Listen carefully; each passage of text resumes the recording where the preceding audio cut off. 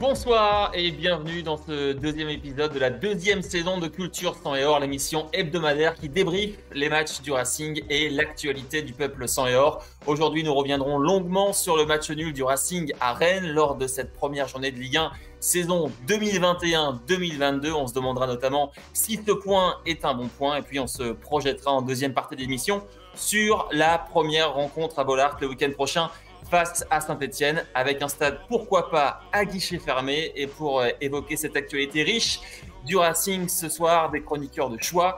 Il habite en Espagne, mais son cœur est à Lens. Ses couleurs préférées sont donc évidemment le rouge et le jaune. Chroniqueur et rédacteur au grand cœur, c'est Antoine. Salut Antoine. Salut Samuel, salut tout le monde. C'est la caution technico-tactique de Culture Sang et Or. Ce qu'il aime, c'est le jeu vers l'avant, l'analyse des stats et le contre-pressing. Amaury de Monchaux est avec nous ce soir. Salut Amaury. Salut Sam, bonsoir à tous. Lui, sa spécialité, ce sont les quiz, surtout quand il s'agit de tricher. Pression sur l'animateur, temps volé aux adversaires, tour volontairement passé afin de ne pas répondre aux questions. Il est prêt à tout pour gagner et c'est pour ça qu'on l'aime. Salut Greg. Salut à tous. Salut à tous. Et on passe du médiocre à l'excellence pour terminer avec le secrétaire de la section du même nom, connu comme le loup blanc dans les travées de Bollaert, c'est Thomas Fauvergue. Salut Thomas. Bonsoir à tous, merci pour l'invitation.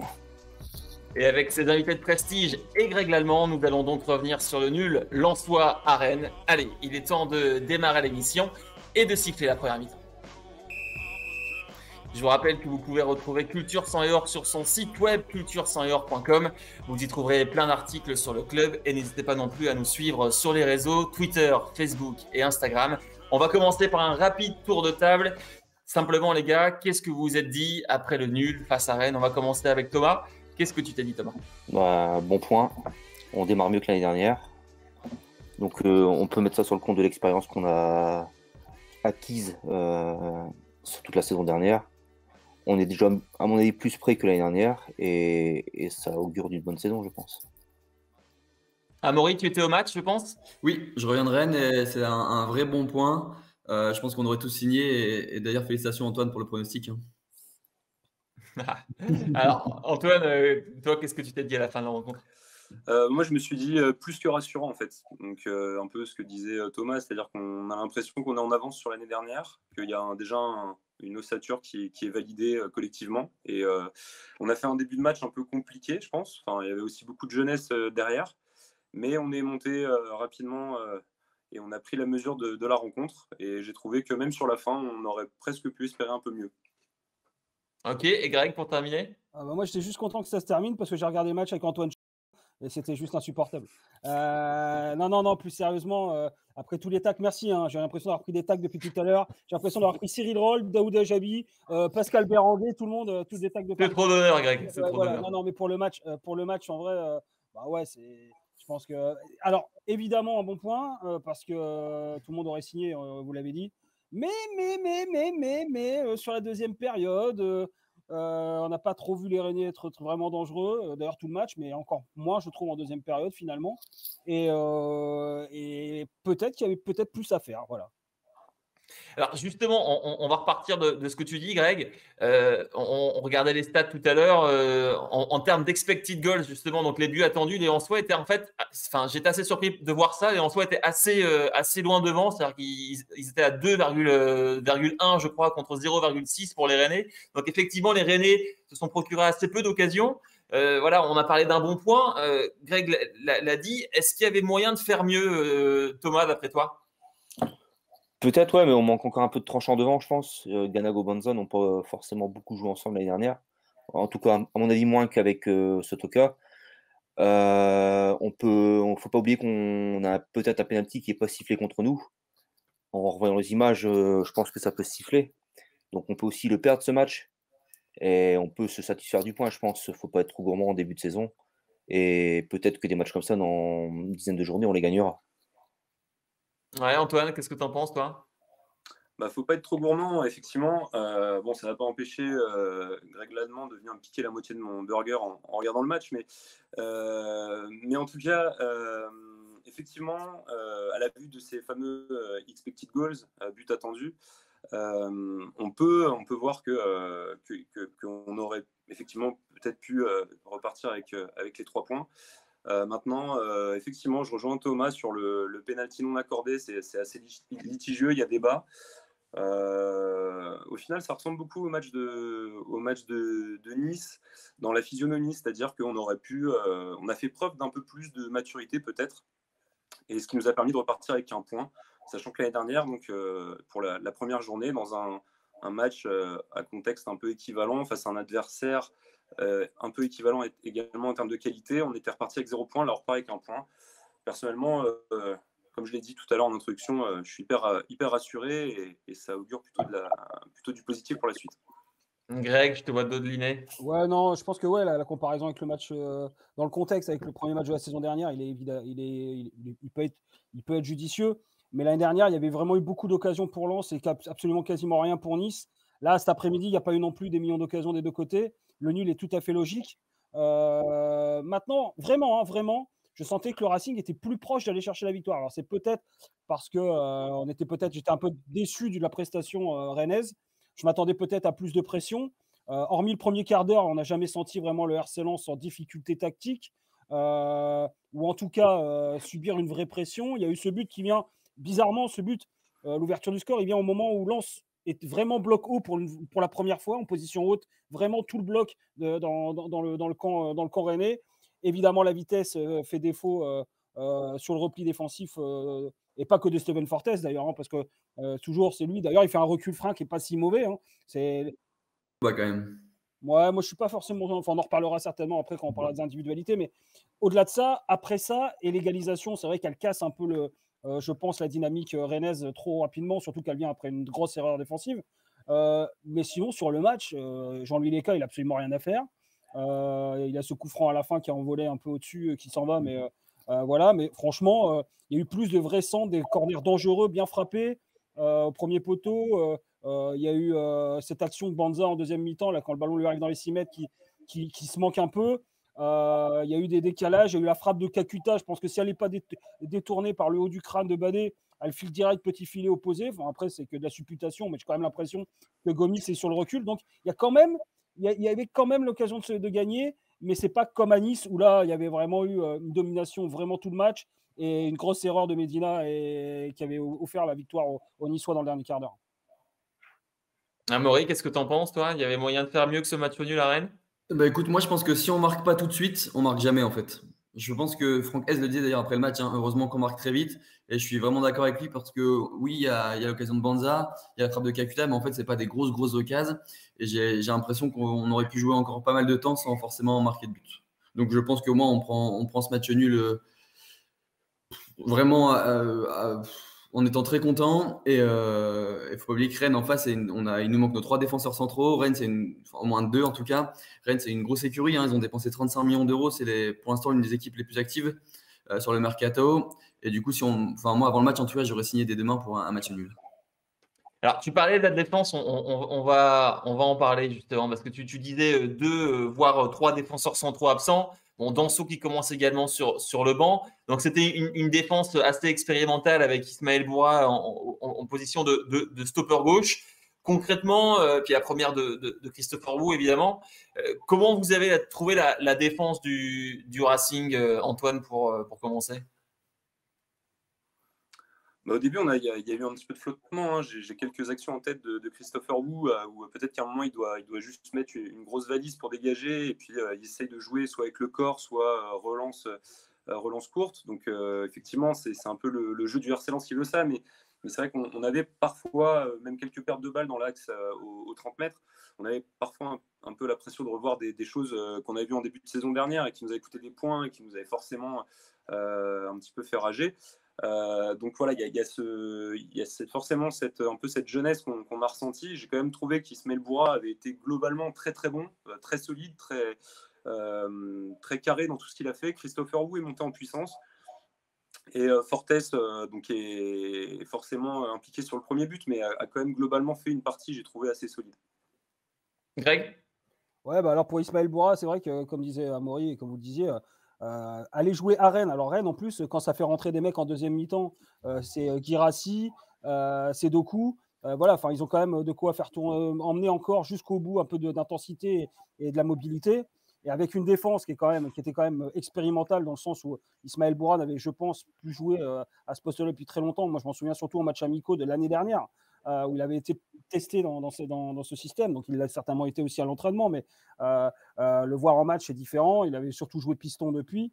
Avec Wu, c'était quand même son premier match de Ligue 1 au garçon, à Rennes, dans un contexte, voilà, 15 à 20 000 spectateurs, c'est pas si facile. Avec Fortes à droite, évidemment, qui a moins de réflexes que Klose, que ce soit au niveau offensif, mais aussi dans les déplacements. Cette équipe, elle a tenu le choc, quoi. Moi, je trouve que. Alors, on peut dire que les Rennais, peut-être, sont pas au maximum, tout ce qu'on veut, mais quand vous avez Bourigeaud, vous avez T, vous avez Kamavinga pour décaler, vous avez quand même du matos pour faire des différences. Et moi, j'ai jamais senti le Racing déborder. Et ça, avec une défense expérimentale, c'est pas mal. Ouais, c'est vraiment pas mal. Donc ça, c'est plutôt encourageant, j'imagine, pour la suite. D'autant qu'il y a beaucoup de joueurs qui vont revenir en défense.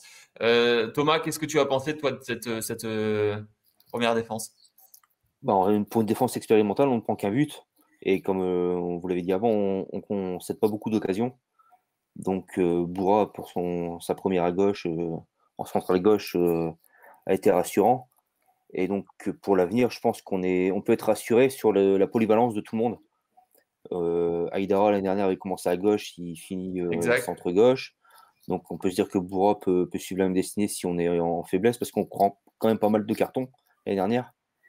Et en dehors des blessures, on a dû changer beaucoup de fois la défense par rapport aux suspensions. Carton rouge ou accumulation de cartons jaunes, mais ça permet, je pense, d'être confiant pour l'avenir et la polyvalence derrière.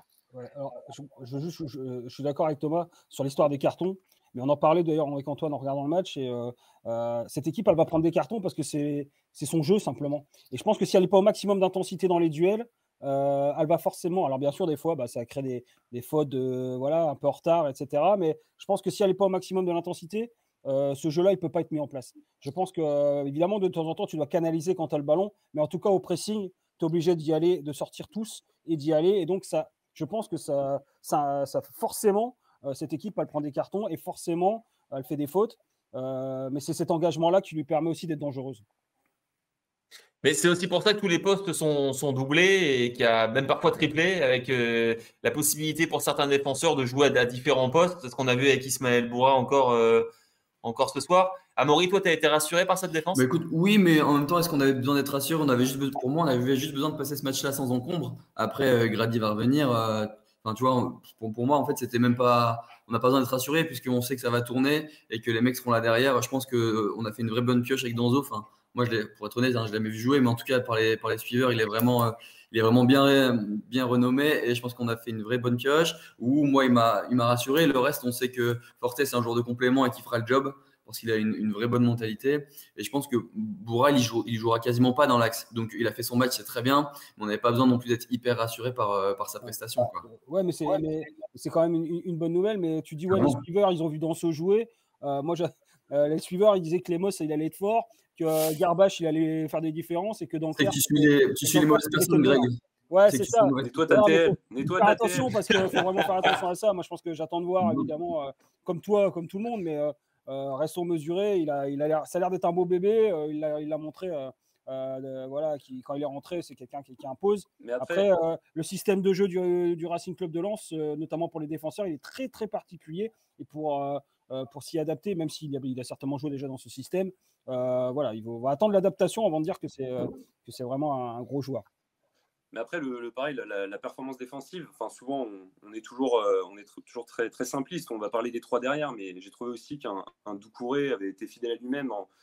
Justement, dans le début de match, on le voyait un peu moins, mais finalement, il est monté aussi en puissance. Il a aussi contribué à beaucoup gratter de ballons. Je l'ai trouvé même très juste, très souvent dans les passes, il arrivait, il calmait le jeu. Souvent, quand Kakuta, par son style de jeu, va très vite chercher la profondeur, le petit contrôle pour envoyer un ballon plutôt derrière les défenseurs.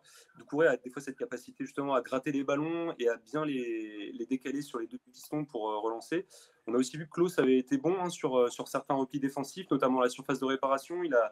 On se rappelle d'un match, je crois que c'était contre Metz à domicile, où justement il est un peu malheureux sur une intervention un peu où il est au contact. Là, c'est le penalty qui est non sifflé ou l'action un peu litigieuse dans la surface, mais j'ai trouvé aussi que sur le côté, il avait plutôt bien sécurisé. Donc globalement, j'ai trouvé que la performance défensive, c'était pas que les trois derrière, mais je trouvais qu'il y avait justement cette consistance au milieu et derrière qui a fait que en fait, c'est vraiment ce qui m'a beaucoup rassuré. Ouais, et puis est-ce que l'autre satisfaction de la soirée, c'est pas aussi on avait beaucoup parlé lors de l'émission précédente, la prestation de Simon Banza qui souhaitait s'affirmer, qui souhaitait devenir un titulaire et qui a prouvé sur ce match qu'il en avait l'étoffe en fait, Thomas par exemple. Le pressing sur le but est primordial, c'est lui qui lance après Fofana. Je vois, il y a forcément des critiques. L'occasion où Calcutta lui envoie la balle et il la loupe, mais en même temps, elle arrive super vite, donc on ne peut pas trop lui en vouloir. Juste le petit décalage sur Fofana en première mi-temps, il aurait pu la mettre au lieu de frapper, mais bon, avec des scies, on ne saura jamais. Mais voilà, je pense ça va être une vraie bonne surprise cette année. Même pas, on ne peut même pas parler de surprise, parce qu'on l'attend, mais je pense qu'il va faire le job cette année. Alors on reparle un peu de cette première occasion hein, au bout d'une dizaine de minutes là où il a un ballon récupéré. D'ailleurs, ça c'est vrai que et je rejoins pour le coup Amaury. Lens n'a eu vraiment des occasions finalement que sur des pertes de balles basses des Rennais, des grosses occasions en tout cas. Et le but il vient comme ça. Cette occasion-là aussi, c'est une mauvaise relance dans l'axe qui revient sur Simon Banza. Mais c'est son premier ballon, il est plein axe, il est à 20 mètres. Alors nous, de la télé ou du canapé ou de la tribune de presse, on voit Seko Fofana débouler de loin. Je ne suis pas sûr qu'il soit dans cette position-là. Il doit peut-être le sentir. Seko Fofana l'appelle certainement. Mais c'est un attaquant, un numéro 9. Il est à 20 mètres, plein axe, c'est son premier ballon. Il est en position de frappe. Franchement, le jeu, c'est aussi dans cette position aussi de tenter sa chance. S'il cadre, voilà, on peut bien sûr, après, c'est plutôt le geste technique qui est manqué dans la frappe. Ça, c'est peut-être plus perturbant. Mais qui prennent ce choix-là à ce moment-là, c'est pas complètement fou non plus au final, vu la position dans laquelle il est. Pour Simon Banza, là, le ballon qui va gratter, par exemple, c'est typiquement ce que faisait Ganago l'année dernière, au début de saison, quand il a gratté le ballon dans la défense parisienne, quand il a gratté le ballon contre Bordeaux et qui dribble Costil avant de marquer. C'est ce pressing-là qui savait peut-être pas faire en fait Simon Banza. C'est pour ça que Sotoka avait pris Sotoka a pris certainement le dessus parce que lui ces efforts-là il les fait tout le temps, partout. Et finalement, c'est assez marrant que ce soit lui qui amène le but sur une action comme celle-là parce que c'est souvent ce qu'on reprochait de manière générale ou j'entendais sur Simon Banza, c'était son manque d'implication dans le pressing, d'aller chercher ces ballons-là qui sont importants. Et là, c'est peut-être symbolique de ce que du nouveau Simon Banza, ou en tout cas d'un Simon Banza qui aurait encore progressé. Voilà. Ouais, et puis on peut dire aussi que sur le but, il y a plus d'un attaquant qui aurait tenté la solution individuelle, essayer de tirer plutôt que de la donner. Et Banza, il joue super bien le coup, il la dépose. Hein. Ouais, alors je sais pas s'il veut la mettre à Seko, j'ai quand même l'impression qu'il veut la mettre à Ganago qui est au premier poteau. Mais ouais, il fixe le gardien, il la met en retrait, c'est exactement ce qu'il faut faire. C'est un caviar. Et surtout, il s'arrache, quoi. Il s'arrache pour aller chercher On voit au départ, il est très loin, il doit être à 10-12 mètres d'Aguerd. Et il va le chercher très haut. Il fait pas faute. Il fait un vrai geste défensif, un vrai tact défenseur très propre. Et derrière, il glisse ce ballon. Ah non, pour le coup, il a été décisif. Et ce qu'on demande à un attaquant de pointe. C'était digne d'un athlète. C'était presque du judo ce qu'il a fait, quoi. C'était vraiment un superbe tacle. Et en plus de ça, Banza, c'est effectivement comme tu en parlais dans l'anecdote, le petit Simon, on l'attend beaucoup et effectivement il fait un match, j'ai trouvé assez correct dans l'implication. J'ai aussi vu des gens, il faut bien comprendre que c'est un art de faire un pressing comme celui qui a été fait la saison dernière et qui a été répété encore aujourd'hui. Vraiment, quand vous reprenez l'action sur l'égalisation, en fait, on est vraiment sur quasiment un pressing de 5 joueurs lensois sur 5 joueurs rennais. Ce qui en fait coupe toutes les lignes de passe pour Aguerd qui se retrouve complètement pris et ensuite c'est un vrai exploit de Simon Banza de faire une récupération dans les pieds d'un défenseur, en plus un vrai tac dans les pieds d'un défenseur tel un milieu défensif et ensuite distribution à Seko Fofana. Et Seko Fofana, c'est ce que je disais la semaine dernière, c'est vraiment moi je l'attends beaucoup sur cette saison en finisseur, en deuxième lame. qui viennent en fait terminer des actions, comme il aime énormément se projeter et terminer ses courses dans l'entrée de la surface de réparation. Là, on l'a retrouvé où il fallait. Et comme on se le disait avec Greg, il n'était pas évident à mettre. C'est quand même un ballon qui vient. La passe, elle est pas non plus limpide.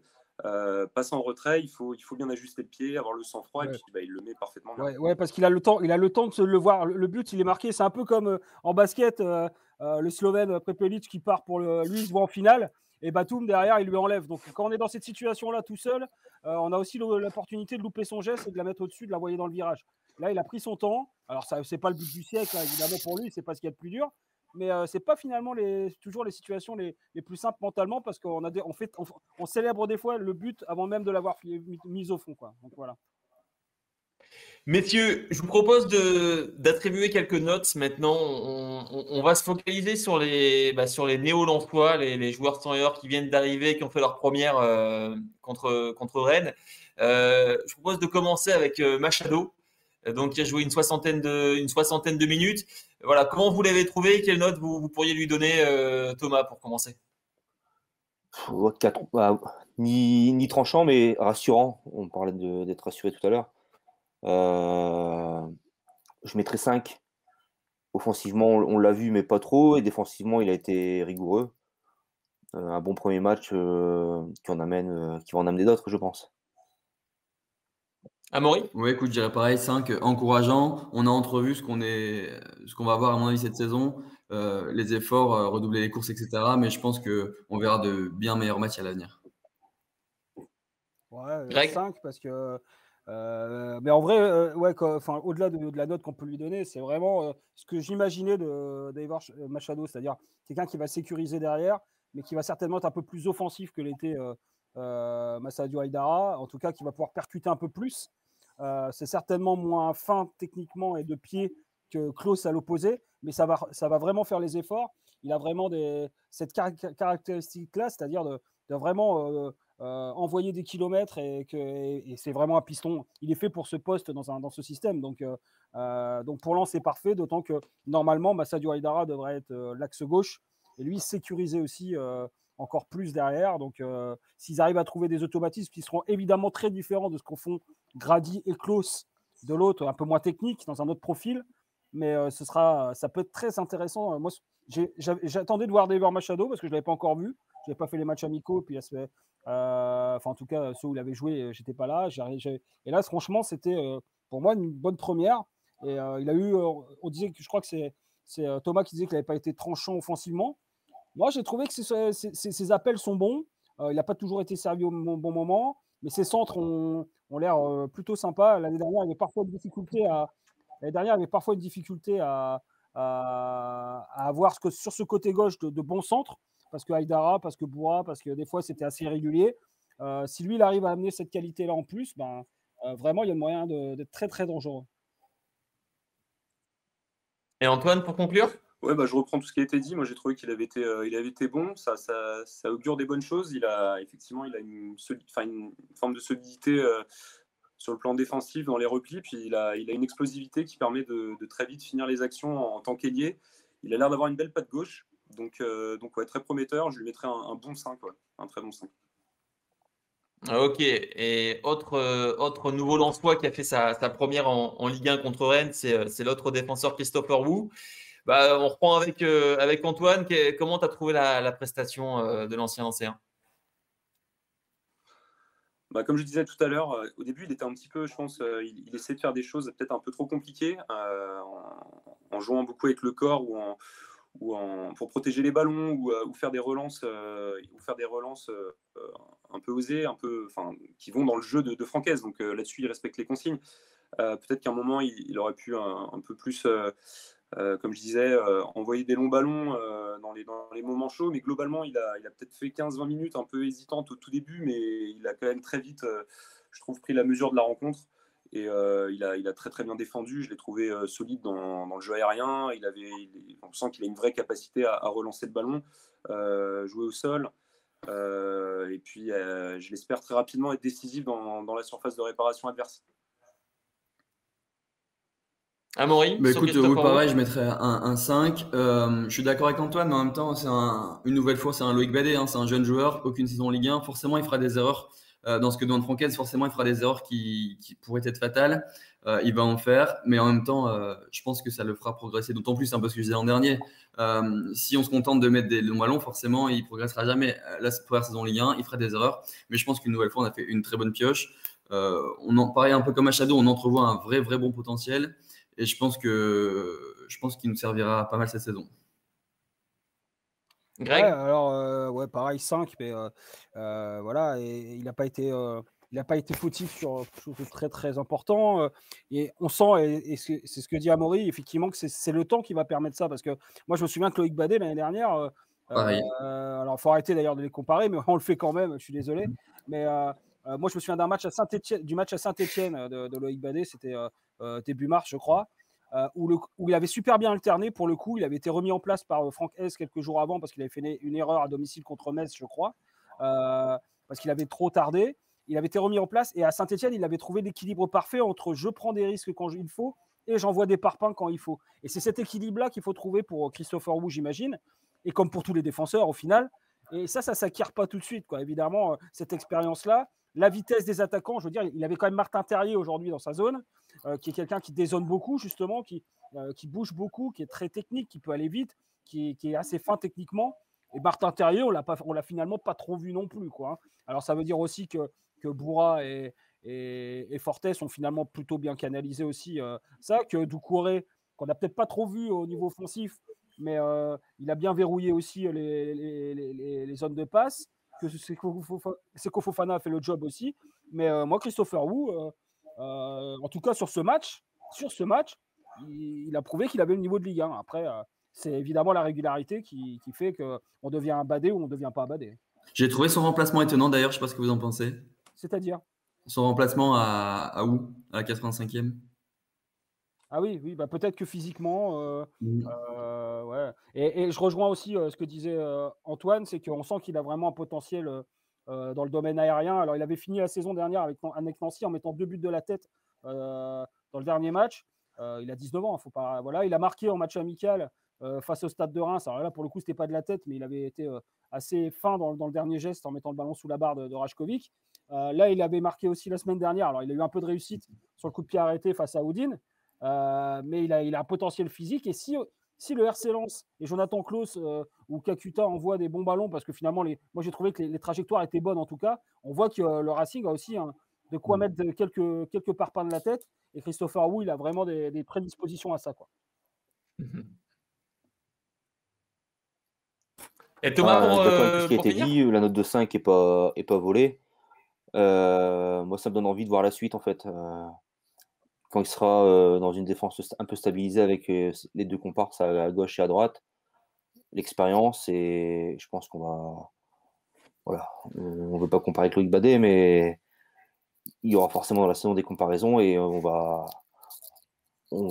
voilà, comme Amaury dit, une bonne pioche et on va être confiant pour l'avenir. Mais c'est moi pour rebondir Alors, sur ce que juste, disait, vas-y Antoine. ce que disait la question que soulevait Amaury, c'est pourquoi est-ce qu'il a été remplacé par Danso. Moi, j'ai quand même l'impression que Danso, il a été recruté pour un certain montant et qu'à mon avis, il va très vite être intégré dans le 11 de départ. Enfin, je pense pas me tromper en disant que ça va être un titulaire indiscutable derrière. Effectivement, lui faire gratter 5 minutes, 6 minutes sur des premiers matchs, c'est peut-être un moyen aussi de l'intégrer de manière tranquille. Et l'autre question que je soulève, c'est effectivement, il aurait très bien pu décider de sortir un Boura pour faire entrer Danso. Ça veut peut-être aussi dire que dans l'esprit de Franck Hez, le défenseur central gauche doit être gaucher. Et peut-être que justement, l'arrivée de Danso viendra un peu concurrencer le temps de jeu de Wu. On attend de voir toujours la situation de Medina, puisqu'on a maintenant Aïdara qui semble être repositionné en défenseur central gauche. Il y a Gradit. Si ça reste comme ça en termes d'effectifs défensifs, il va y avoir une sacrée concurrence derrière, et un joueur comme Medina ou même comme Wu va devoir faire ses preuves pour, à mon avis, avoir un temps de jeu conséquent. On parlait de Loïc Badet. Amaury, est-ce que tu peux nous dire comment ça s'est passé au niveau de l'accueil de Loïc Badet, enfin l'accueil entre guillemets par les supporters lensois? J'ai cru comprendre qu'il était venu devant le parquage à la fin de la rencontre. Est-ce que tu peux nous raconter Ouais, ça? exactement. J'ai beaucoup aimé à la fin le petit passage de Loïc Badet qui a pris le temps d'abord forcément d'aller voir les supporters rennais puisque c'est aussi sa première apparition côté rennais. Mais à la fin, il a pris le temps avec Bourigeaud justement de venir devant le parquage et d'applaudir. Et ça a été chaleureusement applaudi. Et c'était un vrai bon moment d'ailleurs. Bourigeaud, c'est une icône, hein. J'ai vu les supporters rennais après le match qui nous disaient, mais quand on le croise, il nous parle de Rennes, certes, mais il nous parle tout le temps de Lens. Et on sent que c'est un vrai Lensois. Et c'était marrant. Mais vrai bon moment avec Badet, en effet, il est venu dans le parquage et il a pris le temps de venir nous saluer. Et c'est vraiment bien. Moi, j'avais eu la chance, alors on parle de Badet, donc on parle de Bourigeaud, et j'en profite. Moi, j'avais eu la chance d'avoir Benjamin Bourigeaud au téléphone avant le Lens-Rennes à Bollaert la saison dernière. Et j'avais passé un moment pendant une heure où voilà, c'est évidemment un club qui est, enfin, c'est même pas un club à part pour lui, c'est son club. Voilà, Benjamin Bourigeaud, il est amoureux de ce club, du RC Lens. Et ça ne m'étonne pas il soit venu saluer le parquage parce que sa famille vibre sans heure, sa famille regarde tous les matchs. Et lui, c'est pareil. Et c'est un gamin qui a grandi au Racing, qui n'a pas eu un parcours si facile parce que chaque année, il devait refaire ses preuves pour refaire une année. Ça n'a pas été linéaire du tout. Mais son grand rêve, c'était de jouer en Ligue 1 avec le Racing à Bollaert. Alors, il l'a fait en Ligue 1, c'était à Amiens, malheureusement. Et la seule fois qu'il a joué en Ligue 1 la seule fois qu'il a joué en Ligue 1 à Bollaert, c'était avec le Stade Rennais lors du 0-0 de la saison dernière. Mais ouais, évidemment, Benjamin Bourigeaud, il parle du Racing aussi bien que Gervais Martel, quoi. Vraiment, on sent qu'il est imprégné, quoi. Voilà. Messieurs, c'est déjà l'heure des cartons rouges. Alors, est-ce que vous avez repéré un geste, une attitude, un joueur, une décision arbitrale qui ne vous a pas plu pendant la rencontre? Thomas, pour commencer, ton carton rouge. Non, franchement, sur ce match-là, j'en ai pas. C'est même un carton jaune, non? C'est encouragement. Ok, donc Thomas qui est très clément, hein, c'est tout à ton image. Nickel, merci Thomas. Alors, il y en a un qui va mettre un carton rouge, je crois, c'est Antoine. Ouais, bah moi, il y a un joueur qui m'a beaucoup déçu. Enfin, je ne l'ai pas vu du match, c'est Bandia. Voilà, il était sur le terrain, mais je ne l'ai pas vu. Enfin, voilà, apparemment. Donc, non, petite dédicace donc, à notre ami commentateur sur Prime. Mais non, c'est vrai que c'est pas un carton rouge, mais c'est peut-être un petit drapeau orange. Je ne sais pas trop quelle allégorie donner, mais c'est un Ganago que j'espère vraiment que on va retrouver le Ganago de début de saison dernière. Il avait fait quelques apparitions intéressantes en fin de saison dernière, mais quand même, on a l'impression qu'il y a quelque chose. Et puis là, je l'ai trouvé assez quelconque dans le match. En fait, on l'a pas trop vu offensivement. Alors, il a fait le travail de sable de l'ombre sur les pressings, etc. Mais voilà, j'ai tendance à pointer Ganago un peu sur cette rencontre que j'ai trouvé un petit peu en dessous. Amaury, un carton rouge? Mais écoute, pas côté Lensois. Moi, je le mettrais plutôt. Alors, je sais pas si ça s'est vu à la télé, mais moi, du stade, j'ai ressenti un Camavinga qui tombait très, très facilement. Et il recevait le ballon, et il attendait qu'une chose, c'est que les Lensois viennent le percuter et tomber. Alors, vous me direz, hein, mais en tout cas, du coup, le carton rouge sera pour Camavinga qui joue, qui fasse jouer ses partenaires et qui se regarde un peu moins jouer. Et je pense que c'est un vrai gros espoir. Et là, il est en train de perdre un peu de temps. Donc, Eduardo, si tu m'écoutes, joue un petit peu. Et Greg, pour terminer. Moi, j'ai pas vraiment de carton rouge. C'est pas de langue de bois. C'est je suis même plutôt sur un carton vert parce que je suis super content d'avoir vu des gens dans un stade de foot. Et ça, pas qu'à Lens. Hein, là, il y avait les matchs à Strasbourg. Il y a les matchs à Strasbourg, les matchs à Saint-Étienne, revoir du monde, même à Bordeaux. Alors, c'est pour vous dire, même à Bordeaux, il y avait une belle tribune. Voilà, donc voilà, non, ça c'est vraiment un grand plaisir. Et puis hâte de vivre ça ce week-end. Là, on a vu un bon match. Ouais, peut-être, allez, pas carton rouge, mais j'ai vu aussi des gens qui disaient que c'était pas un super match, qu'on s'ennuyait un peu. J'espère que c'est pas révélateur de ce qu'ont pensé les gens vraiment, parce que moi j'ai vu plutôt deux équipes qui jusqu'au bout ont essayé de gagner. Il y avait, comme l'année dernière, comme au match retour, deux équipes qui étaient du même niveau. Et au final, moi j'ai vu plutôt un bon match sur le plan technique. Donc évidemment, il manquait certainement un peu de d'émotionnel, on va dire. D'émotionnel parce qu'il n'y a pas eu de but, il n'y a pas eu de grosses occasions. Mais faire ce qu'a fait le Racing Club de Lens là-bas, dans ces conditions-là, c'était pas mal. Et on sent aussi que le Stade Rennais, ça peut faire mal aussi cette saison, notamment leur attaquant qui a marqué, qui a ouvert le score, qui a l'air d'être costaud. Et donc voilà, donc je pense que pour la Ligue 1, finalement, c'était un match plutôt plaisant. C'était sympa. Allez, on va clôturer le chapitre du match contre Rennes et ouvrir déjà le chapitre du match suivant. Donc, le premier match à Bollaert pour cette saison, ça sera le match face à Saint-Etienne le week-end prochain. Bon, on n'est pas encore à guichet fermé, mais on peut dire déjà, les gars, qu'on s'oriente vers un match à guichet fermé. On est à combien là, 35-36 000 places vendues, c'est bien ça? Ouais, on est autour de ça, mais justement, que les gens qui n'ont pas d'infos arrêtent de dire partout que ce match est à guichet fermé, laissez les gens acheter leur place, parce que moi j'ai déjà entendu des gens qui me disent il n'y a plus de place. Si, il en reste encore à vendre. Donc voilà, mais bien sûr que ça va être très très très très très fourni, en tout cas très garni samedi et ce week-end, et ça risque d'être vraiment un match énorme parce qu'il y a 1 an et demi d'attente, parce qu'il fera peut-être beau, Inch'Allah, parce que c'est vrai qu'en ce moment le match est dimanche. J'ai dit samedi, mais le match est dimanche, pardon. Et voilà, donc il y aura certainement une grosse attente, une grosse ambiance. Il va faire beau, les gens ont envie de revoir du stade. Et puis surtout, cette équipe, elle donne envie d'y aller. Franchement, l'année dernière, c'était un peu des fois frustrant pour nous d'être au match, parce qu'on se disait, waouh, vu comment elle envoie là depuis 15 minutes ou 20 minutes, Bollaert plein dans un moment de domination tel. Voilà, je me souviens de quelques phases où tu te disais, waouh. Ce public qui a été sevré de football quasiment pendant 15 ans, en tout cas de vraie continuité de pression sur l'équipe adverse. On aura peut-être ça cette année de temps en temps, et on imagine que quand on a 35 000 derrière qui poussent, c'est plus sympa que quand on a 35 000 face à toi. Voilà. Thomas, tu es dans quel état d'esprit, toi, à quelques jours de ce match? J'imagine que Greg en parlait, là, ça fait 1 an et demi que tu attends ça, j'imagine. Ou peut-être même 15 ans en fait. Pour avoir du beau football, ça fait longtemps, mais là, j'étais déjà, juste après le match, j'étais focus déjà sur la semaine prochaine, en me disant que la semaine allait être longue. Là, les quelques phrases de Greg m'ont déjà chauffé encore plus.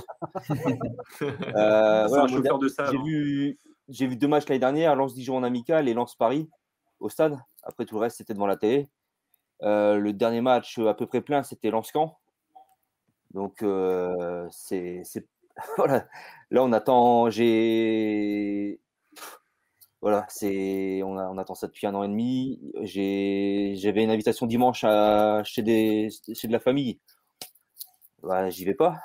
Voilà, j'aurais pu avoir n'importe quoi que je décalais. J'allais au match et on attend ça depuis trop longtemps. Donc, on va reprendre une routine de voir les copains avant, de boire un verre ou 2, de rentrer dans le stade peut-être 1 heure avant en Marek, parce qu'on sait déjà que ça va être plein. Les gens attendent ça, d'être collés les uns aux autres, de pouvoir chanter, et je pense qu'on est tous impatients, quelle que soit la tribune. En plus, on le voit avec la billetterie. Sur le site tout à l'heure, il restait quand le Pagno, je pense, des places libres. Donc, on sent l'engouement de tout un peuple. Les gens viennent de Madrid, du sud de la France. J'ai des copains qui arrivent, qui prennent l'avion la semaine prochaine pour venir. Ils sont abonnés en Marek et ils viennent pas forcément à tous les matchs, mais c'est le match qu'il faut pas louper là. Là, tu parlais de Madrid. Antoine, tu seras présent, toi, ou pas? Non, malheureusement, je file mon abo à un membre de ma famille, mais il sera bien utilisé, mais malheureusement, non, je ne pourrais pas être là. J'essaierai d'être là pour Lorient. J'ai une question juste pour Amaury. Comment ça s'est passé au stade, la filtration là, avant d'entrer au stade, dans le parcage à Rennes? C'était plutôt fluide. La semaine dernière contre Udine, moi j'ai trouvé qu'à Lens, c'est même très bien géré. Là, pareil, les passes sanitaires, etc., ça s'est fait assez simplement. Ouais, assez facilement. J'étais agréablement surpris. J'avais peur justement de ce moment-là. Et pour être à peu près transparent, tu vois, j'ai dû attendre 1 quart d'heure dans la file, donc c'est plutôt raisonnable. Vraiment, c'était très très agréable. Et pour reprendre la question de Sam, du coup, on est très très excités à l'idée de dimanche. Alors, j'ai d'autres sujets dans la vie, hein, mais on sortait du match, la seule chose qu'on s'est dit, c'est vivement dimanche. Hein. Vivement dimanche. Là, en parkage, on sentait que c'est la libération. Et je pense que dimanche prochain, si vous n'avez pas encore vos places, foncez, parce que ça va être vraiment, vraiment dingue. Alors ça, c'est pour l'équipe senior masculine, mais il y a une autre équipe du Racing là, qui va commencer sa saison dans quelques jours, c'est l'équipe féminine. Greg, je pense que la campagne des matchs amicaux a commencé. Il y a des nouvelles joueuses qui sont arrivées, un nouvel entraîneur adjoint également. Est-ce que tu veux bien nous en parler un petit peu? Ouais, alors là, les filles, elles ont fait leur premier match dimanche. Elles ont perdu face au U19 du Paris FC, 5-2. Et bon, après, il y a toute une période de matchs amicaux. Hein. Je vais vous en donner quelques-uns si vous voulez, bien sûr, les suivre. Alors là, elles iront ce week-end en Belgique à 17h. Mais ensuite, elles recevront ici les Moulineaux le samedi 21 août. Où ça en Belgique? Parce que si on veut y aller, ouais, alors, pour les trouver, c'est compliqué. J'ai un peu feinté. Mais alors, c'est le SC Eindracht Ast Ladies. Donc, je te remercie. Vous irez voir, évidemment, j'imagine que tu savais exactement où ça se situait. Non, je ne sais pas du tout où ça se passe, franchement, là, pour le coup. Il y aura aussi un match à Calais le 22 août. Il y en aura aussi un match face au Havre aussi le 28 août. Mais ça commence vraiment début septembre pour les filles, le championnat. Il y aura, dès la deuxième journée, il y aura un derby Lens-Lille. Donc voilà, il y a eu quelques recrues. Jennifer Meunier qui est arrivée d'Amiens, qui est nordiste, qui joue en défense. Il y a une milieu de terrain qui s'appelle Tess David, qui était à Stade de Reims l'année dernière. Donc globalement, c'est la même équipe qui avait commencé la saison dernière. Il y a eu quelques arrêts de carrière, des filles, notamment Laurine Herbé, qui était très importante pour le groupe et qui a décidé d'arrêter le foot tout simplement. Donc on verra où ira le groupe de Sarah Mbarek, mais ce qui est sûr, c'est que l'objectif, elle le répète, c'est de jouer le podium cette année. Alors l'année dernière, ça ne s'était pas très bien passé le début de saison. Hein. Quand le championnat s'était arrêté, c'était plutôt mitigé. Mais elles ont beaucoup travaillé, les filles, malgré le Covid. Elles étaient à la Gaillette, elles ont fait beaucoup de travail. Et bon, on va voir si ça va porter ses fruits cette année. Voilà, il y a aussi l'arrivée, ça il faut en parler, de Samuel Delcroix, qui est un nordiste, qui vient pour être entraîneur des gardiennes, pour le coup, et qui est passé par Monaco, qui est passé par le Real Madrid. Il a passé 6 mois dans le staff du Real Madrid, notamment au contact de Zinedine Zidane. Voilà, donc c'est quelqu'un qui a déjà pas mal bourlingué, qui est nordiste et qui vient aussi renforcer le staff de Sarah Mbarek. Ça se met en place, je pense, tranquillement. Évidemment que le projet, c'était que ça aille vite, mais que le Covid a un peu freiné tout ça. Mais on a hâte de voir les filles commencer à Nantes début septembre pour le premier match du championnat. Merci beaucoup pour ce point, Greg. Et puis, il y a une autre équipe qui va nous intéresser cette saison. C'est évidemment l'équipe de National 2 qui a commencé son championnat plutôt mal avec une défaite à domicile contre Fleury. Les gars, est-ce que vous avez des infos là-dessus? Je crois que tu étais au match aussi, Greg, il me semble. Ouais, j'étais au match. Ouais, ça a été très compliqué. Alors, on a l'habitude avec la N2 que les débuts de saison soient compliqués parce que fatalement, vous avez une équipe très jeune qui joue contre des papas, hein, vraiment des vrais gaillards. Là, hier, il y avait par exemple Gamiette qui était numéro 6 de l'équipe de Fleury. Alors, ça ne dit peut-être rien, c'est pas non plus une grande star, mais c'est quelqu'un qui a quasiment, je pense, 150 matchs de Ligue 2. Il a 35 ans, il a joué 150 matchs dans sa vie en Ligue 2. Il a joué à Reims notamment. Et donc, du coup, il y a de l'expérience, il y a du muscle. C'est compliqué, mais là, par contre, vraiment, de manière particulière, hier, on a vu une vraie différence entre l'équipe du RC Lens et l'équipe d'en face. Moi, je n'avais pas vu ça dans les matchs des premiers matchs des saisons précédentes. Là, il y avait un gouffre, simplement un gouffre à tous les niveaux. Il n'y a pas grand-chose à garder de positif de ce match. D'ailleurs, Erika Sadourian, qui avait remplacé Johan Desmond sur le banc, qui est touché par positif au Covid. Erika Sadourian a été très clair, a dit les choses très, très simplement. Il a dit bienvenue dans le monde des hommes. Voilà, là, vous allez, il faut passer un cap, quoi. Donc au moins, l'avantage, c'est que cette équipe, elle sait qu'elle a du travail. Dans tout ça, on va dire que Yannick Pandore, le gardien, a sauvé 2-3 fois la baraque. Défaite 3-1, hein, on va rappeler, défaite 3-1. Et que le petit Anis Hadjmoussa qui a été puni parce qu'il a allumé son portable dans les vestiaires avant le match, 1h30 avant le match, et donc il devait être titulaire, il ne l'était pas. Erika Sadourian l'a donc remis sur le banc. Il a très bien accepté la décision. Il est rentré à la mi-temps, et lui par contre, il a du football. Alors après, il faudra voir ce que ça donne. Mais alors techniquement, il a mis un but déjà qui est vraiment très très très beau. C'est pas le premier, il en avait mis en préparation aussi à Charleroi, extraordinaire. Si vous avez l'occasion de voir ce but qui circule un peu sur les réseaux sociaux, il fait roulette, il embarque tout le monde, passement de jambes, il frappe croisé, enfin c'est extraordinaire. Et, c'est vraiment un numéro 10 qui a un pied gauche superbe, Il avait failli aussi, dans le même match à Charleroi, marquer un but du milieu de terrain. Il a une vista d'enfer.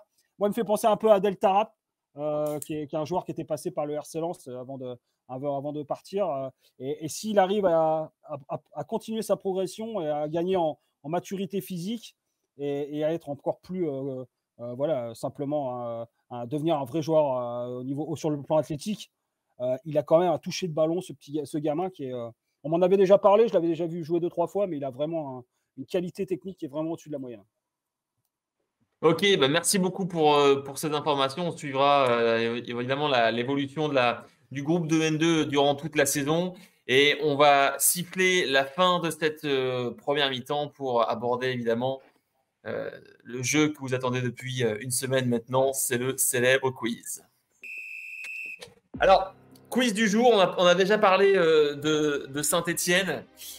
C'est évidemment le match qui arrive pour le Racing. Je vais vous demander, messieurs, de me donner des joueurs qui ont joué pour les deux clubs, c'est-à-dire des joueurs qui ont joué et pour Lens et pour Saint-Étienne. Il y en a énormément. Je me demande si c'est pas le club qui a attiré le plus de joueurs communs. Donc, je vous laisse 5 secondes de réflexion et puis on va commencer avec Thomas. Est-ce que Thomas, tu peux me donner un joueur qui est passé par Lens et par Saint-Étienne? Julien Sablé. Julien Sablé, évidemment, ça passe. Antoine. Jean-Guy Valem. Jean-Guy Valem, ça passe. Amaury. Monet Paquet. KMP, évidemment, ça passe. Greg.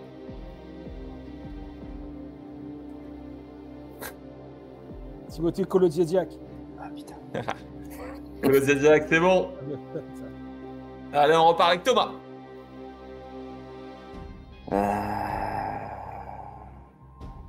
Non, Fainduno. Non, c'est pas. Fainduno, j'ai besoin d'un prénom là. Fainduno. Non, bah non, Simon, mais il a pas joué à Lens. Je n'ai pas de Simon Fainduno, désolé Thomas. Non, il y avait Simon Fainduno qui avait joué à Lens, et Pascal Fainduno qui jouait à la Saint-Étienne. Exactement. Amaury? Non, c'est Antoine? C'est à moi, ouais. C'est Antoine pour commencer. Papsar. Ouais. Papsar, c'est bon. Amaury? Stéphane Pedron. Bah ouais, forcément. Stéphane Pedron, évidemment. Retour à Greg. J'ai envie de tenter un truc. Ça compte s'ils ont été formés ou pas? Je pense que ça va compter, mais dis-moi qui? J'aurais dit Jérémy Vachou. Jérémy Vachou, c'est tout bon. Ouais. Ok. On retourne à Antoine? Zoumana Camara. Ah, bien vu. Zoumana Camara. Formé à la C'est Saint-Étienne. excellent. Il me l'enlève. Exactement. Ça passe pour Zoumana Camara. Amaury? Lamine Sako. Oh. Lamine Sako. Et c'est tout bon. Greg. Il y a du niveau ce soir. Hein. Ah, c'est fort, hein. C'est fort. Ouais, je crois que je vais perdre, messieurs, dames. Je vais pas vous faire attendre plus longtemps. Ouais, parce que là, il y en a forcément plein. Il doit y en avoir des milliers, en fait. Mais, Vous voyez comme il essaie de non, mais j'ai quand même le droit de réfléchir. Mais j'ai quand même le droit de réfléchir ou c'est interdit de réfléchir? C'est ça? Je te laisse 3 secondes. 3, 2, 1. Greg Allemand est éliminé. Désolé. Antoine? Je suis éliminé, mais il faut voir s'il va y en avoir derrière quand même. Hein. Que les choses soient claires.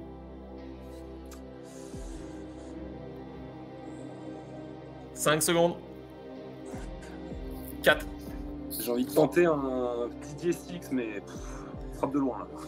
Didier Six, je vérifie, mais ça sent pas bon. Hein. Ça, c'est pas bon. Non, j'ai pas de Didier Six à Saint-Étienne. Mais c'est pas bon du tout. Amaury, tu es en position de gagner ce quiz. Bah, j'ai gagné, Donc, c'est bon. Pour confirmer ta victoire, comme dirait l'autre. Non, Bah non, il faut qu'il donne une bonne réponse. Parce que si sûr, une mauvaise réponse, c'est des matchs nuls à 3. Faut arrêter de tricher les quiz, les gars. Amaury? Bon, allez, Amaury, comme je t'apprécie beaucoup, je vais te donner un indice. Non, mais sans déconner. Son prénom, c'est Titi. Ah, ouais. Et victoire d'Amaury, Non, sans mais sans conteste, déconner. absolument remarquable. Il est allé chercher Titi Camara du Diable Vauvert. Bravo à toi, Amaury. Allez, je déconnecte, là, c'est trop, là. Est-ce que tu avais d'autres noms, là, juste vite fait, là? Alors, ouais, j'ai d'autres noms à vous proposer. Nolan Roux, Ouais. Ah, Jean-Marie Elie pour les plus anciens, Ah ouais. Moustapha El Adaoui, Oui. Guiran Endo, Ah oui. Benoît Assou et Koto, Ouais. Alaeddin Yaya. Ouais, il y en avait plein, ouais, bien sûr. Ah oui, Il y en avait plein d'autres, Yaya, hein. c'est vrai. Bravo, Amaury. Bravo Amaury. Bravo, Amaury. C'est remarquable. Allez, c'est reparti pour la deuxième mi-temps. On va donc, avant de parler de la rencontre contre Saint-Etienne, on va évoquer la semaine en matière de transfert parce que ça a été une semaine très très riche. Alors simplement, on va rappeler ce qui s'est passé. Donc d'abord le départ de Clément Michelin à l'AEK Athènes, donc pour 4 ans et 1 million d'euros pour le RC Lens, et puis les Lensois qui ont recruté 2 joueurs. Alors pardon pour le prénom, je vais simplement prononcer le nom. Donc Frankowski qui arrive de Chicago, donc qui évoluait en MLS, donc il arrive pour 5 ans et une somme avoisinant les 2,5 millions d'euros. Et puis, donc, on en a parlé déjà, Kevin Danso, qui arrive d'Augsbourg, l'Autrichien, donc 5 ans pour près de 7 millions d'euros, bonus compris. Bah voilà, comment vous, les gars, comment vous évaluez ce départ, ces arrivées? Est-ce que ça vous a surpris, tout simplement? Greg, pour commencer. Oui et non. Enfin, de toute façon, on est encore dans le, on va dire, dans l'ajustement des effectifs, et ça peut encore un peu bouger. Maintenant, on verra ce qu'apporteront l'un et l'autre, simplement. Pour Clément Michelin, je pense que c'est vraiment une bonne chose pour lui. Depuis la saison dernière, il était évidemment barré à son poste et puis il vivait pas forcément super bien non plus cette position, même si il a toujours fait le taf, et je pense que c'est respectable aussi ce qu'a fait Clément Michelin dans une position où il savait qu'il allait quasiment être remplaçant quoi qu'il fasse. Ça allait être compliqué. Il fallait vraiment, pour bousculer la hiérarchie, quand vous avez un mec en feu comme Klose devant, c'est compliqué. Mais il a toujours fait le boulot. C'est un mec qui a mouillé le maillot, qui a fait remonter le Racing quand même en Ligue 1, il ne faut pas l'oublier. Donc voilà. Et je pense que pour lui, c'est une belle aventure. Frankowski, on verra. Je vois que tout le monde s'enflamme, mais je peux comprendre. Il y a tellement de. Voilà, c'est l'histoire du Racing. C'est évidemment. Il y a tellement de Polonais qui ont joué au Racing ou de descendants de Polonais qui sont venus, qui ont joué au RC Lens qu'il y a ça, mais on verra parce que moi j'attends de voir si ça peut vraiment être une plus-value.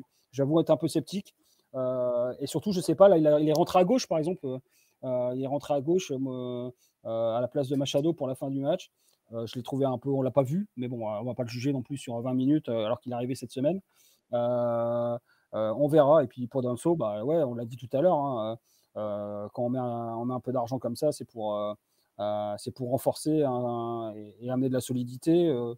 On verra. Moi, pareil, je jugerai sur pièce et j'ai absolument pas vu ces joueurs à l'œuvre, donc on va attendre. Thomas? Pareil que Greg, je les ai jamais vus jouer.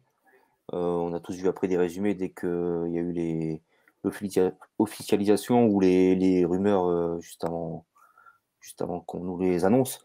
En plus de leur talent, sur les contrats, on est sur des contrats de 5 ans tous les deux, donc ça veut dire qu'on blinde un peu l'avenir, et s'ils font des bonnes saisons, les contrats sont plus chers à racheter aussi, parce qu'on voit que Badé, par exemple, on l'a vendu 17 au bout d'une saison après l'avoir acheté 300 ou 500 000. On est aussi sur une logique économique derrière, au-delà de la logique sportive. Mais après, on est sur 2 internationaux, donc on pense qu'ils vont nous apporter au moins de l'expérience. Justement, 2 internationaux européens, c'est très rare pour le Racing de recruter 2 internationaux européens. Je me demandais, la dernière fois qu'ils l'ont fait, c'était quel joueur? Je me demande si c'était pas Grosdick Bechbel. C'est fort probable. Ouais. C'est fort probable. Ouais, ça va remonter. Hein. Gros duo. Ouais. Bah, surtout quoi, c'était 2 grosses déceptions, mais quand ils étaient arrivés, il y avait quand même eu beaucoup d'attentes autour d'eux. Surtout, mais Bechbel, rappelons quand même que Roland Courbis a eu la très bonne idée de le faire jouer aussi défenseur central, alors qu'il avait toujours joué numéro 6. C'était pas non plus l'idée du siècle, quoi. Amaury sur Danso et écoute, moi ce que je retiens, Sam, c'est que on annonce Michelin partant la veille, le lendemain Przemysław Frankowski arrive, et ça veut dire que ça bosse très fort, ça bosse très sérieusement. le départ de Michelin, c'est vrai qu'il était un peu anticipé. On savait qu'il ne voulait pas se cantonner à ce rôle de doublure. Mais moi, ce que je retiens, c'est ça, c'est le sérieux. C'est que le mec part, le lendemain, il est remplacé. Et déjà qu'on avait confiance en le Bordelançois, mais il montre une nouvelle fois que leur confiance est méritée et qu'on peut vraiment croire en eux et dans leur job. Juste avant de donner la parole à Antoine, effectivement, la particularité avec Frankowski, c'est donc, enfin, il a été présenté comme ça, comme potentiel, donc piston droit, piston gauche, et encore plus surprenant, il peut également jouer attaquant. Donc c'est encore un joueur qui entre dans cette catégorie de joueurs polyvalents. Antoine, sur l'arrivée de ces deux joueurs. Bah oui, moi je rejoins un peu tous les avis, c'est-à-dire qu'on jugera sur pièce. Hein. Franchement, Frankowski, peu le connaissait. On peut penser ce qu'on veut, mais c'est vrai que il a un CV qui est plutôt agréable à regarder. Quelques sélections internationales polonaises, c'est quand même toujours un peu révélateur d'un niveau, mais on ne connaît pas le joueur, donc on jugera sur pièce. Kevin Danso, c'est un peu pareil. Il a 6 sélections, je crois, avec l'Autriche, mais c'est pas non plus un titulaire indiscutable. Exact. Donc on va voir, mais c'est vrai, comme dit Amaury, c'est vachement intéressant de voir en fait que quand on a annoncé les premières rumeurs sur l'arrivée de Michelin à Athènes, en fait on a bien vu qu'en 24 heures, le club avait tout anticipé et il semblerait même qu'en fait Frankowski était un objectif de Ghisolfi depuis de nombreux mois. Donc voilà, c'est plutôt intéressant de voir que le board anticipe tout et que on verra comment évolue le mercato, mais que certainement d'autres anticipations sont peut-être en cours. Donc voilà. Et puis un mot, oui, effectivement, sur Clément Michelin, je vois, il s'est beaucoup fait chambrer, les JO, etc. Ça a été un joueur qui mérite tout le respect. Déjà, on est supporter, donc normalement, on doit globalement quand même être derrière nos joueurs, même s'ils font des prestations un petit peu difficiles. Voilà, je trouve qu'il a souvent été un peu comme Fortes à un moment. Il a été un peu la tête de Turc par moment. Je pense que l'AEK Athènes, malheureusement, ils se sont fait sortir là, de la Coupe d'Europe au premier tour, donc il ne découvrira pas la Coupe d'Europe avec l'AEK Athènes, mais il va découvrir un pays de football, le 3e club d'Athènes. Il va jouer contre le Pana, contre l'Olympiakos. Dans les clubs de Salonique, le PAOK Salonique ou l'Aris Salonique, il y a des très grosses ambiances, donc je pense qu'il va se régaler et je lui souhaite vraiment le meilleur pour la suite. Ok, merci beaucoup Antoine. Allez, on va se projeter sur la rencontre de dimanche prochain face au Vert. Question très, très simple, les gars, qu'est-ce que vous attendez de cette rencontre, Thomas, pour commencer? Bollaert. Mais après une victoire pour lancer la saison et faire de Bollaert une forteresse imprenable. On le dit chaque année, mais là on pense que cette année ça peut le faire avec cette équipe. On va avoir de l'ambiance, on a 1 an et demi de retard, donc chaque match va être une fête, je pense. Si l'équipe est comme l'année dernière, il n'y a pas de raison. Donc voilà, une victoire, de l'ambiance et les copains. Amaury? Écoute, ouais, il faut qu'on concrétise. Franck Hez, les joueurs disent qu'ils sont en avance par rapport à l'année dernière, mais il faut vite gagner puisqu'après on sait qu'on peut engendrer une période de doute et c'est jamais fort bon. Donc on gagne vraiment. Saint-Etienne, ça reste un club devant lequel on est passé. Ils ont fait là match nul contre Lorient, si je dis pas de bêtises. Ouais. C'est un club qui recrute pas. Enfin voilà, il faut que très vite on concrétise cet avantage-là et qu'on mette 3 points. Ouais, moi je vais demander, évidemment. C'est surtout que pour le Racing, l'année dernière, ça s'est bien passé parce que le club a pris vite des points. Et cette équipe, on sent qu'elle a un potentiel, évidemment, mais elle n'a jamais connu de période de doute. On en parlait la semaine dernière. Et que la meilleure manière pour elle de lancer la machine est de justement pas de rentrer dans des questionnements qu'ils n'ont pas eu l'année dernière. C'était toujours très libéré. Et c'est justement de gagner ce premier match à domicile. Moi, ce que j'attends aussi, alors j'attends ça du public de Bollaert, j'ai rien à dire au public de Bollaert, hein, c'est aussi un peu de patience, dans le sens, je parle pas par rapport, évidemment que les gens sont impatients d'être au stade, mais il peut y avoir des moments compliqués dans l'année, et je connais ce public parce que j'ai passé quelques temps dans ce stade. Des fois, il est parfois impatient aussi, et je comprends que cette impatience-là de retrouver le stade ne doit pas se muer en une petite crispation si il y a le début de match n'est pas extraordinaire, s'il y a des problèmes techniques, si c'est pas l'équipe qu'on a vue l'année dernière, elle aura aussi des moments de doute. Et ça, on parlait souvent l'année dernière de ce match de Reims en se disant ils sont revenus de 4-2 à 4-4. Qu'aurait été Bollaert à ce moment-là, ça aurait été la folie. Mais est-ce qu'à 4-2, les 2-3 passes qui ont fini en touche, Bollaert n'aurait pas sifflé un peu, n'aurait pas crispé un peu tout le monde? Je sais pas. Moi, j'ai déjà vu dans ce stade, des fois, ça peut se muer aussi en une grosse attente. On l'a vu dans le derby du Racing l'année dernière, même contre Monaco. Là, il y a une énorme attente. C'est normal, c'est un club passionné. Il ne faut pas s'arrêter. Il faut que ce soit toujours comme ça. Et je ne suis pas sûr que ça s'arrêtera demain d'ailleurs. Mais voilà, il y a aussi, il faut aussi se dire que cette équipe, elle ne va pas péter Saint-Etienne 5-0 ce week-end et qu'elle va aussi avoir des moments de difficulté probablement face à cette équipe. Donc, et c'est là évidemment que Bollaert sera important. Antoine, qu'est-ce que tu attends de la rencontre? Moi, pour reprendre un peu les paradigmes de Fabien, j'attends la continuité.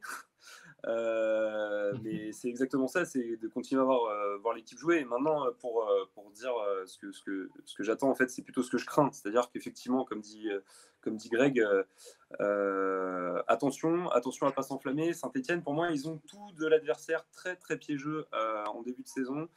On dit qu'ils n'ont pas recruté, mais justement l'année dernière, ils ont quand même beaucoup installé des jeunes joueurs assez prometteurs de l'ensemble de formation. Donc ils ont une équipe qui, un peu comme la nôtre, se connaît très très bien. Il n'y a pas eu beaucoup de mouvements. Je prends un peu les joueurs là, qui ont été alignés contre Lorient. Hein. Vous avez quand même des joueurs de talent. Il y a Youssouf, il y a Camara, il y a Aouchiche. On ne présentera plus des Bouanga ou des Kazri qui sont des joueurs capables, un peu des joueurs frissons, capables de faire des différences et qui sont aussi très à l'aise dans des phases de contre-attaque. Donc voilà, donc il va falloir faire très attention parce que Saint-Etienne, on a peut-être un peu, les a peut-être un peu déclassés en fait dans la hiérarchie du foot français. Absolument. Ils ont connu deux saisons, je crois, assez compliquées. Enfin, l'après-Galtier a été compliqué quoi qu'il arrive. Puel est arrivé.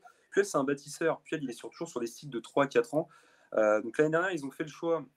Alors, il y a plein de choses à Saint-Etienne. Il y a aussi la revente du club qui est en cours et certainement que ça joue aussi, hein, le fait qu'il y a une volonté de faire des gros transferts et des peu de recrutements onéreux. Mais c'est une équipe quand même qui a installé des jeunes joueurs très prometteurs, qui se connaît, donc une équipe qui se connaît très bien et qui sera certainement très bien préparée pour venir à Bollaert le week-end prochain. Ouais, l'année dernière, rappelons quand même que Lens s'est imposé facilement 2-0, mais que Timothée Kolodziejczak avait été expulsé au bout de 10-15 minutes sur le gros tacle d'Efa Ganago. Saint-Etienne avait joué tout le match à 10, avait même fini à 9 parce que Kazri avait fait un gros tacle, je crois, sur Jonathan Grady qui avait évalué un deuxième carton jaune. Au match retour, c'était pareil. Moi, j'y étais. Alors évidemment, Lens avait gagné 3-2 et avait été hyper efficace, mais avait été bougé aussi. Vraiment, c'est Kalimundo qui avait décoincé ça sur deux éclairs. Et donc, effectivement, je rejoins Antoine. On a des fois le sentiment que Saint-Etienne, c'est devenu un club basique, mais c'est un club qui va jouer exactement la même chose que le Racing Club de Lens, c'est de se maintenir. Il va essayer de se maintenir le plus vite possible. Et donc, c'est un vrai adversaire direct. D'autant plus que l'année dernière, si je ne me trompe pas, mais peut-être que je me trompe, je crois que Saint-Etienne avait commencé par 3 victoires. Et donc voilà. Et moi, ce que j'ai vu à Marseille, je crois. Ouais, et j'ai vu ce que j'ai vu cet après-midi contre Lorient, c'était pas du tout déconnant. Lorient qui a en plus vraiment une belle petite équipe aussi. Donc attention à l'excès de confiance. Voilà. C'est pas parce qu'il y aura 35 000 que ça va gagner. Si ça faisait gagner des matchs. Et la gestion de Bollaert. Non, mais si ça faisait gagner des matchs, Lens serait en Ligue des Champions depuis 15 ou 20 ans sans discontinuer. Donc c'est pas Bollaert qui va gagner. Et justement, ça peut prendre du temps, ça peut être un match compliqué. Donc il faut que tout le monde l'ait en tête, je pense. Voilà. Alors, Franck Hez, il va être confronté à pas mal d'interrogations, mais c'est plus des questionnements de riches. Je ne sais pas si on peut dire ça quand on parle du RC Lens, mais a priori, il va y avoir des retours en défense, notamment Frankowski qui aura une semaine complète d'entraînement dans les pattes également, dans Sceaux pareil. Il y aura forcément des questions, peut-être des changements dans la composition d'équipe. Qu'est-ce que tu en penses, Amaury, toi ? Bah écoute, Grady revient, on est d'accord ? Donc moi, c'est surtout le retour de mon petit chouchou Grady qui va amener le ballon là-haut et pour moi c'est l'un des joueurs les plus importants. Donc c'est surtout le retour de Grady. Après en défense centrale, on peut facilement imaginer du coup que Boura sera pas forcément aligné puisque c'est pas son poste. Et le reste, on avait quand même une équipe à peu près prête. Hein, donc je pense que ça, juste confiance, ça va le faire. Faudra voir si Massadio Aïdara est bien remis. Mais ça aussi, moi c'est une des interrogations du match, c'est de voir enfin l'association. Aïdara Machado, voir s'il trouve une relation technique qui ne sera pas tout à fait la même que celle de Grady et Klose, on l'a dit, mais qui peut être l'une des clés importantes de la saison du RC Lens. Moi, j'ai très hâte de voir ça, en fait. Tu vois Aïdara titulaire, Greg? Pardon? Tu vois Aïdara titulaire s'il est dispo? Je pense qu'il a de grandes chances de l'être. Oui. Voilà. Après, Parce que simplement, Greg, si tu penses qu'Aïdara peut revenir, et qu'effectivement Grady revient, et que tout à l'heure Antoine parlait de Danso comme un titulaire indiscutable, ça nous fait une nouvelle défense. C'est sûr que si tu joues à 12, ça va être plus simple. Mais je suis d'accord avec toi. Moi, je pense que. Donc attention à ça, je veux dire, c'est tout changé alors que ça a plutôt bien marché. Moi, j'ai vraiment trouvé. Et moi, je sais en tout cas le Racing a très envie de. Enfin, croit beaucoup en Massadio Aïdara. Il l'a prolongé. C'est quelqu'un de très fiable. Et je pense qu'il aura beaucoup de temps de jeu cette année. Voilà. Donc, quid de Medina? Non, parce qu'on n'en parle pas du coup. Là, de quoi? De Facundo Medina, on n'en parle pas du tout. Là. Il reprend l'entraînement demain, non? Ouais, il revient à l'entraînement. Il va revenir. Mais lui, ça tombe. Pour le match de Saint-Etienne. Pour le match de Saint-Etienne, il ne sera pas prêt. Il sera pas prêt. Il sera pas prêt. C'est que c'est dense, quoi. Oui, non, mais c'est surtout que lui, ça va peut-être lui mettre un petit boost aussi d'avoir autant de concurrence parce que l'année dernière, il est arrivé tout roulé. Ses premiers matchs étaient assez cohérents. Il avait mis un ciseau à Lorient au bout de la 3e journée. Et donc, tout se passait bien. C'était le chouchou, c'était l'Argentine. C'était la folie. Sauf que la suite n'a pas. Non, mais c'est vrai. Et moi, voilà. Moi, après, j'étais assez sceptique, mais donc je suis resté un peu sur cette position. Et les premiers matchs m'avaient plutôt donné tort. Et finalement, peut-être que ce manque de concurrence véritable à son poste l'a desservi. Peut-être que ça va le faire hisser son niveau de jeu. Et peut-être que Facundo Medina va vraiment montrer ce qu'il a dans le ventre cette année. Et c'est ce qu'on lui souhaite, quoi. Allez, messieurs, je vais vous demander un prono pour cette rencontre entre Lens et Saint-Etienne pour donc le retour à Bollard. Thomas, comment tu vois le match? Quel est ton prono? 2-1 pour Lens. 2-1 pour Lens pour Tom. On veut la victoire, mais après, voilà, comme vous l'avez tout dit, je pense quand même un match serré. On va pas les écraser. Et il faudra être vigilant, mais une belle victoire 2-1, ça me va très très bien. Greg, un prono? 2-1 pour l'association sportive de Saint-Etienne. Alors ça, c'est la spéciale de Greg, c'est qu'il lance toujours un pronostic en défaveur du Racing Club. Non, mais c'est parce que c'est aussi pour tempérer l'enthousiasme ambiant, c'est vrai. Victoire 2-0. Victoire 2-0 pour le Racing. Comme l'an dernier. Et Antoine? Moi, je vais rester sur mon pronostic victorieux de la première journée, 1 partout. Ça, c'est 0 risque. Allez, on a 3 victoires. Ouais, je le place. 3 victoires, 2 victoires, 1 nul et 1 défaite. On verra ça. Donc, ça sera dimanche prochain. Donc, le match entre Lens et Saint-Etienne. Je vais remercier nos chroniqueurs, nos invités. Donc, Greg, merci beaucoup. Merci à Thomas, merci à Amaury et merci à Antoine. Vous avez été super comme d'habitude. Merci également à vous de nous avoir suivis. Prenez soin de vous et des autres aussi. À bientôt dans Culture sans Erreur. Ciao, ciao.